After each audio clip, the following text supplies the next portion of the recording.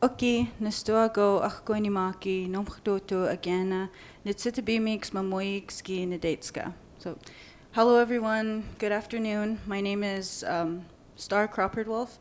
My first name is actually on my birth certificate, my Blackfoot name, which is Ahkoinimaki, which means pipe woman, but my middle name is Star, and so I usually just go by that because it's easier for everyone to say.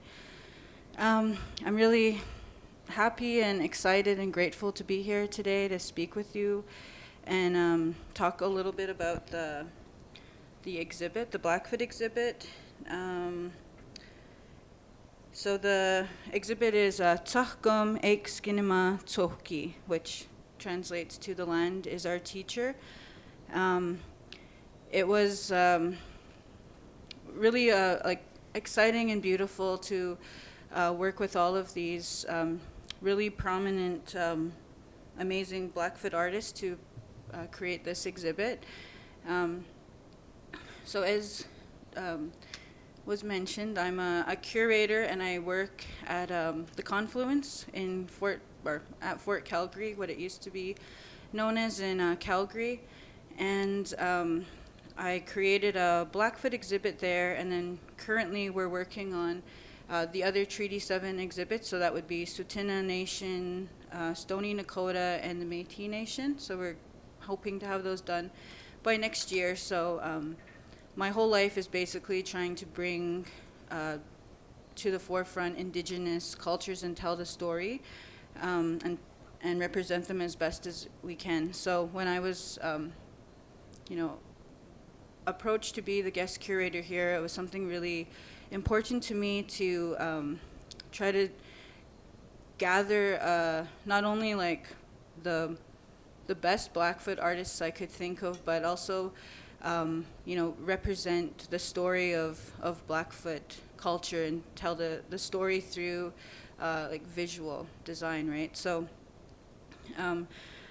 I wanted to showcase the different styles that Blackfoot culture has, but also telling that traditional story of symbolism. So within, when we were talking about Blackfoot winter counts, they have one symbol that represents that whole year.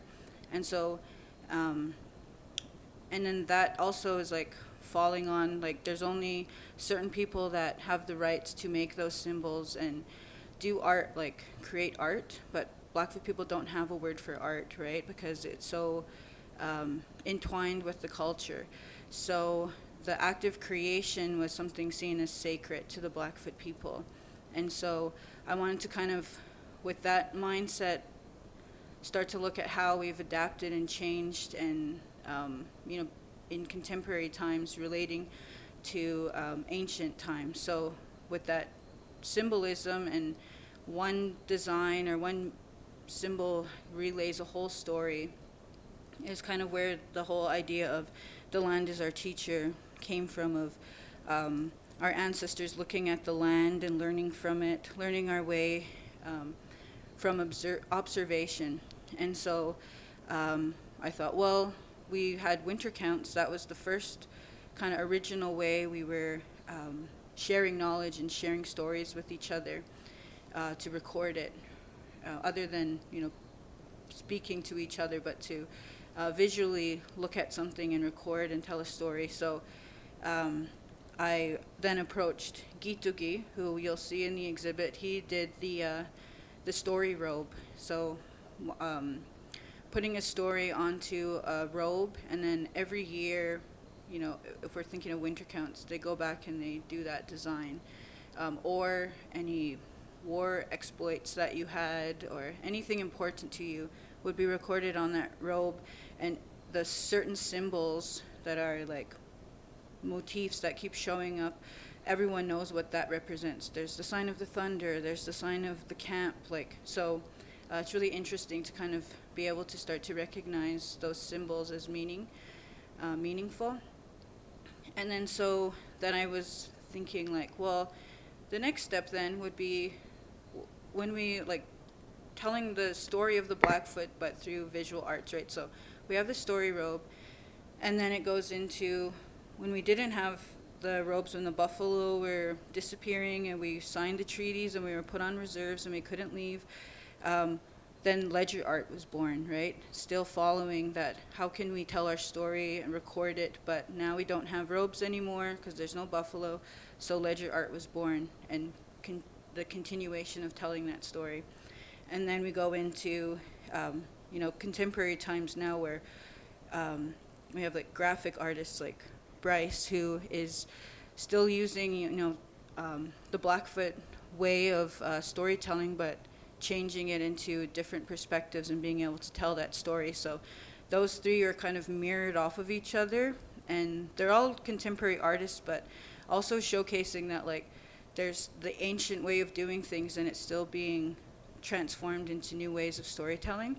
And then we go to the quill work, which we have Serene Weasel Traveler, and I approached her because, again, she's really well known in the Blackfoot community for being working with quills, and that's a whole set of skills on its own to work with quills. So in the Blackfoot way,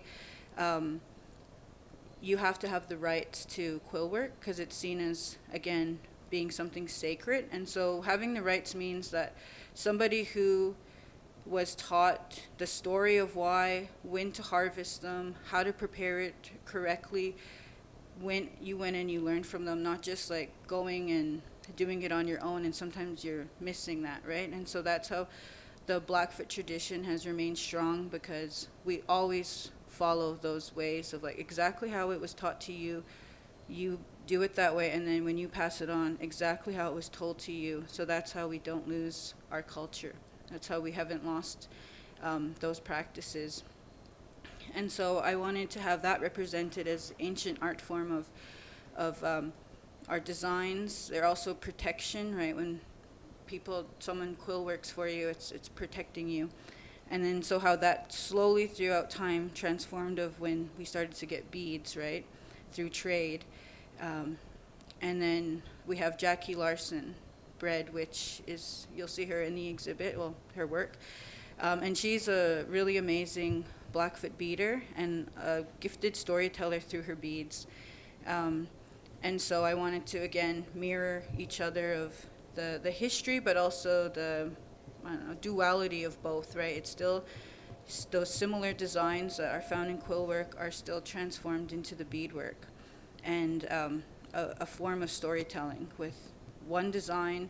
Like we have the triangles, and that means the mountain range of like where me and Bryce both come from, Ghana, or Blood Tribe. We call those like the teepee liners or the teepee curtains, and it's like we see the land as our home. So that's like when you go into a lodge, you have the teepee liners in there. So we're seeing the whole land as being like a big lodge, basically, right? So those are certain designs that anybody who's Blackfoot knows exactly what they're indicating, right? But so it was, really important to capture all of those Blackfoot artistic styles, but then also because I trusted all the artists, I just kind of reached out to them and pitched them the idea of like, land is our teacher. Like, I want to have this exhibit as a storytelling, like, of how we all still like connect to the land and are still bringing those forward into contemporary times. And with your skill, what do you want to make? And all of them wanted to make brand new works for this exhibit. It really meant a lot to all of them. And so all of the works that are in there were made specifically for this exhibit with the title in mind of The Land is Our Teacher.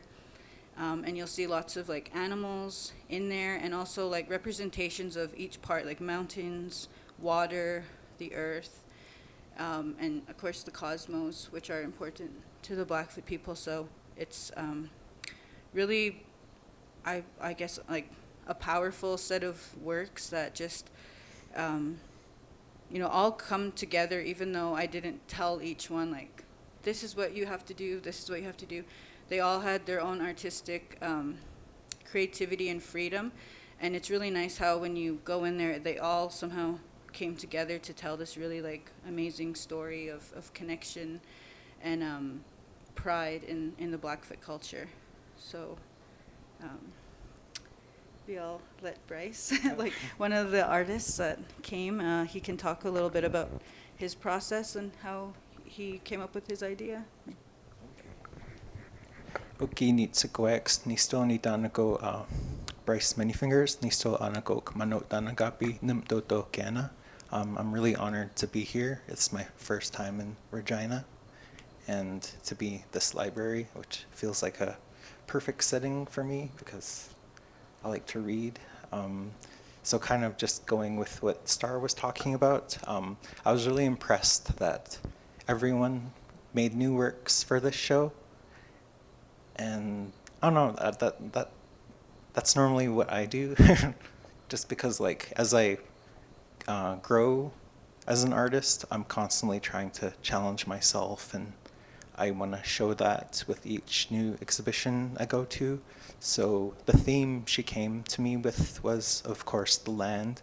So I wanted to challenge myself, and because I'm a full-time student, it's kind of hard to like have your artwork and school life to balance that. And so I kind of have to like sacrifice some things in order to like be able to grow. So parfleches was something I kind of wanted to learn a bit more about. And when it comes to art, like like just doing it is kind of overwhelming because there's so many options, there's so many different things you can do. And because with Blackfoot artwork, there's only like so many colors you can work with, I kind of like live off the limitations of that. And so with the artwork, 2 words I thought about were like protection and resistance. So I did parfleches, and then I just tried to think about like what we carried in them and like the process of how they were made. So not just the colors, I thought about like what we put in there. So obviously we have our sacred stuff that can't really talk too much about, but our plants for sure was a big one, and so much of the Blackfoot diet relied on all these different plants. So like prairie turnip, that's when the buffalo were gone, that's kind of how we survived all these years, was the prairie turnip.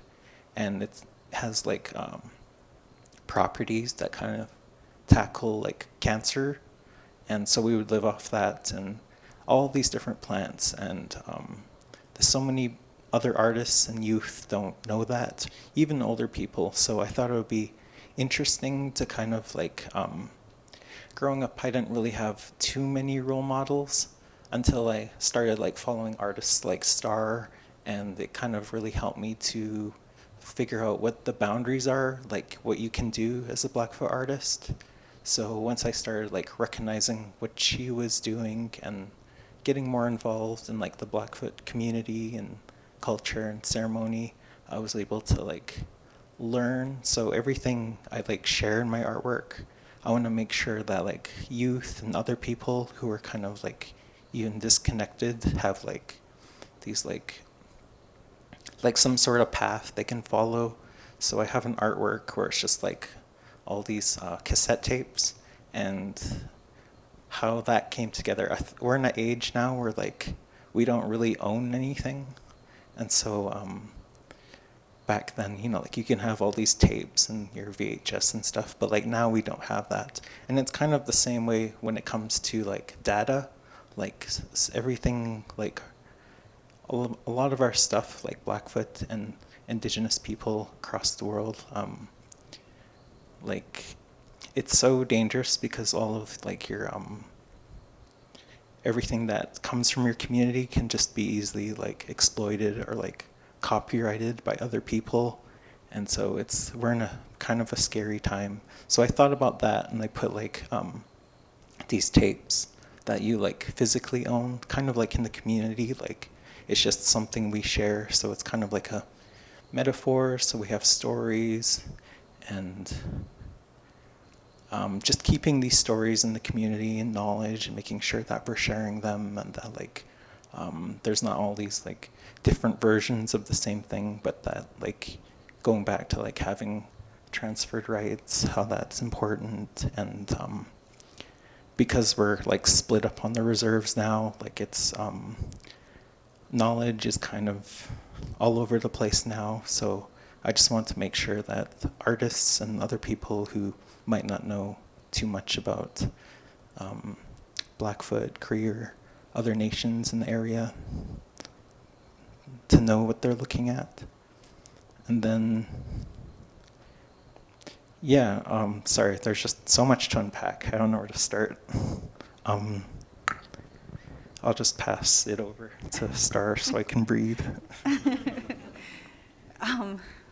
Yeah, I mean, it's kind of hard talking about the artworks when we're not in there, but we're happy to, like, when we do go in there, I'll go and talk about all of the different works when we're in there. But yeah, I just really like each of the artworks, they all go together as a form of storytelling, but they also have their own stories within them, right? And which I think is really important, and also like interesting of how that turned out, of like there's a common theme, but when you go to each of them, they all have their own specific way of storytelling and sharing the Blackfoot culture and identity, and how that is being transformed into through ancient techniques and brought forward into contemporary times. So I hope everybody enjoys seeing the work, and we'll be there. Yeah, I'll be there to answer any questions you have about any of the individual works or the artists. And yeah, all the artists like been messaging me because they're all really excited. Like, can you take photos of the work? And just, like, so yeah, it's too bad they couldn't all be here, but like literally some of them are in Montana, right? Like they're not,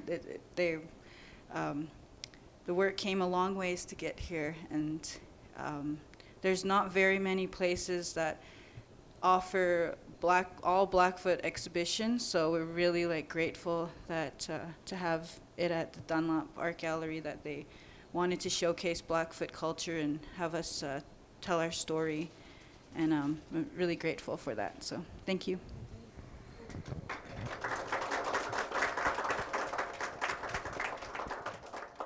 Thank you, Star and Brace. That was great.